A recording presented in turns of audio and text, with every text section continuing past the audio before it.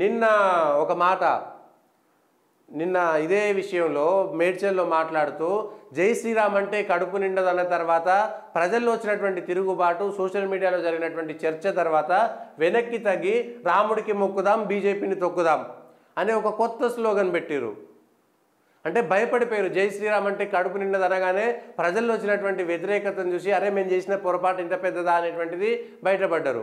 ఇప్పటికైనా జై శ్రీరామ్ అనేటువంటి నినాదాన్ని మీరు మతతత్వంగా చూస్తారా? అంటే రాముని మొక్కేటువంటి వాళ్ళు రాముని జై శ్రీరామ్ అంటే మాత్రమే మీకు మతతత్వంగా కనబడుతుందా?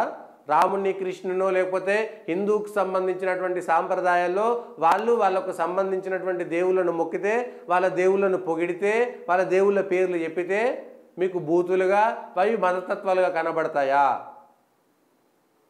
మిగిలినటువంటి వాళ్ళకు సంబంధించి ఏ క్రిస్టియనో ప్రైజ్ ద లార్డ్ అని లేకపోతే ఏ ముస్లిమో మాషాలనో ఏదో సలాం అలైకుం అనో ఒక మాట మాట్లాడితే అవి మీకు మతతత్వాలుగా కనబడయా? కేవలం హిందువులు వాళ్ళకు సంబంధించినటువంటి వాళ్ళ దేవుళ్లకు సంబంధించినటివి చేస్తే మాత్రమే మీకు మతతత్వంగా, లేదంటే కడుపు నిండదా? ఒకవేళ ప్రైజ్ ద లార్డ్ అనో లేకపోతే మాషాల్లానో అంటే వాళ్ళ కడుపులు నిండుతాయి, జై శ్రీరామ్ అంటే మాత్రమే కడుపులు నిండవా?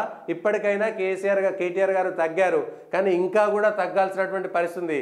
అసలు హిందువుల గురించి చులకనగా మాట్లాడేటువంటి రాజకీయ నాయకుల తాట తీసి ఓడగొడితేనే వాళ్ళకు బుద్ధి వస్తుంది. హిందువుల గురించి చులకనగా మాట్లాడే, ఎందుకంటే మెజారిటీ హిందువులు ఉన్నారు కాబట్టి నేను హిందువును కాదని. అరే హిందూ దేవుళ్ళను హిందూ దేవాలయాలను కించపరిచి అవన్నీ చేసిన తర్వాత నికార్సైనటువంటి హిందువులు కానే కారు. ఏ రాజకీయ నాయకుడు కూడా. ఇవాళ ప్రభుత్వంలో ఉండేటువంటి హిందూ దేవాలయాల ఆస్తులను ప్రభుత్వ ఖజానాలో వేసినటువంటి వాడు ఎవడైనా సరే నిజమైనటువంటి హిందూ కానే కాడు. దేవాలయాల ద్వారా వచ్చేటువంటి ఆదాయం ఆ దేవాలయాలకు మాత్రమే, దేవాలయాల అభివృద్ధికి మాత్రమే, భక్తుల యొక్క వసతులకు మాత్రమే ఉపయోగించాలి. అది కాకుండా ఇవన్నీ చేస్తే ఇదే వస్తుంది. రాముడిని మొక్కుదాం, ఎన్నికల్లో బీజేపీని తొక్కుదామని బీజేపీ వర్కింగ్ ప్రెసిడెంట్ కేటీఆర్ ఆ పార్టీ శ్రేణులు చెప్పారు. సేమ్ ఇదే మాట హిందూగాళ్ళు బొందుగాళ్ళని 2019లో కరీంనగర్లో కేసీఆర్ గారు మాట్లాడిన తర్వాత ఆ నినాదం ఎంత పెద్ద పవర్ఫుల్ అనేటువంటి విషయాన్ని మర్చిపోయారు మీరు. అంటే కేవలం ఆ ఫ్రస్ట్రేషన్లో మాత్రమే మాట్లాడతారా? మిగిలిన వాళ్ళు గుండు గుత్తగా ఓటేస్తారు, ఇక్కడైతే కులాలుగా విడిపోతారు అనేటువంటి ఒక నమ్మకమే కదా. బీజేపీ తెలంగాణకి ఏం చేసింది ఏం చేయలేదు అనేటువంటి చర్చ చేయడం బాగుంది. బీజేపీని తిట్టాలంటే రాముని తిట్టడం ఎందుకు? బీజేపీని తిట్టాలంటే రాముని తిట్టాల్సినటువంటి అవసరం ఏమున్నది?